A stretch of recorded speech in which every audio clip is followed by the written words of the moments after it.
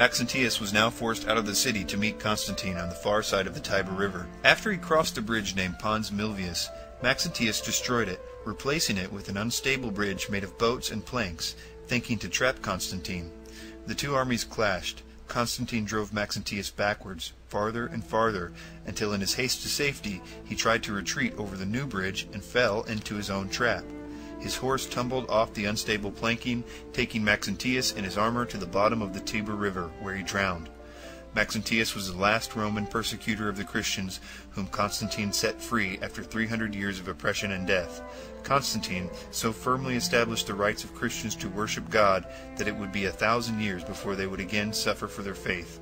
For 300 years, the strongest and richest rulers in the world had tried to snuff out Christianity, using force, politics, torture, and death, everything at their disposal.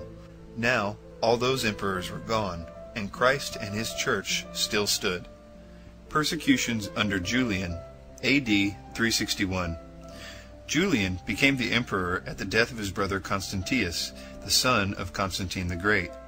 Although Julian had been educated by his father in the Christian faith, he was at heart a pagan, and no sooner was he seated on the throne than he made a public avowal of his belief and trust in the ancient gods of the heathen, earning himself the title Julian the Apostate. Julian restored idolatrous worship by opening the temples and ordering the magistrates and people to follow his example. But he did not make any laws against Christianity. He allowed every religious sect its freedom, although he exerted all the influence he could to restore the old faith. Although no violent deaths of Christians are recorded as resulting from any orders of Julian, several executions did take place around the empire on the orders of heathen governors and officers. Severus.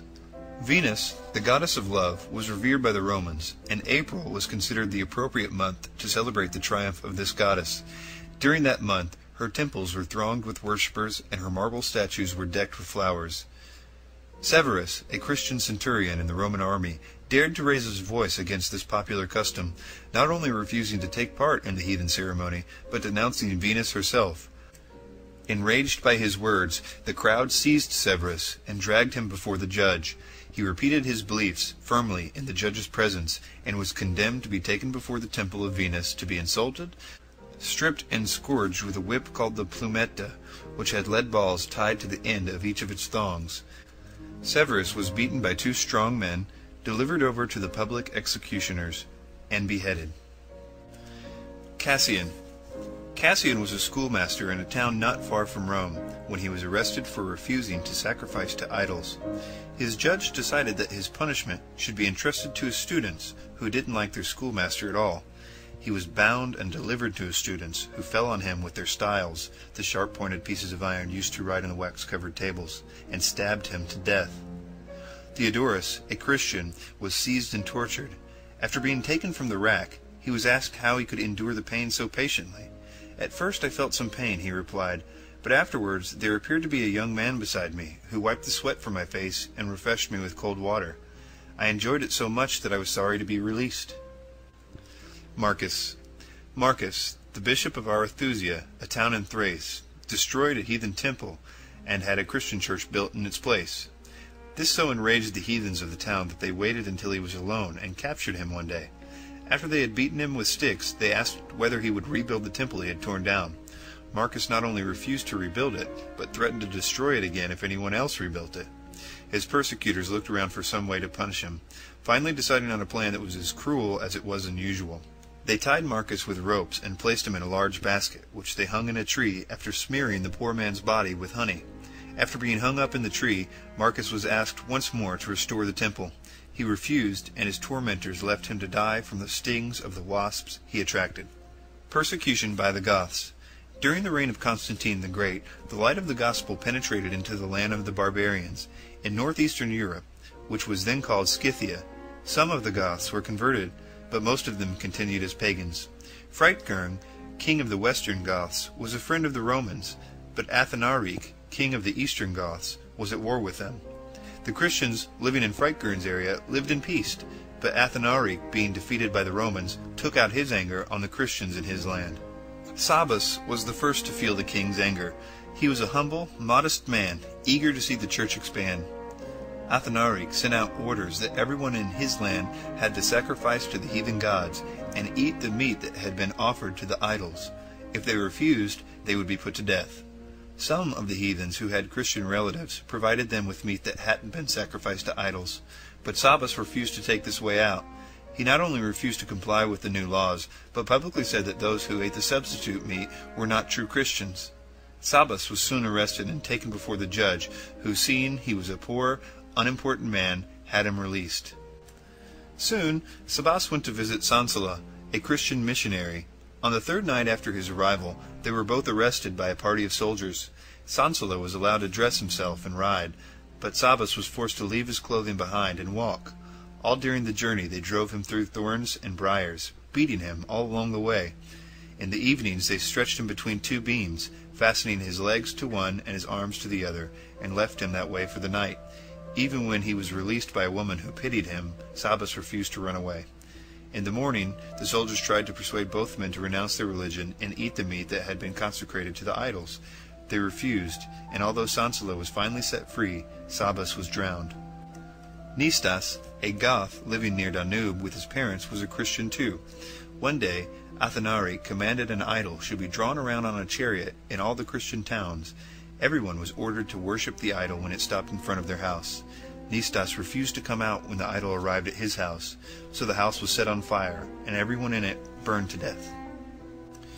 Persecution by the Vandals, A.D. 429.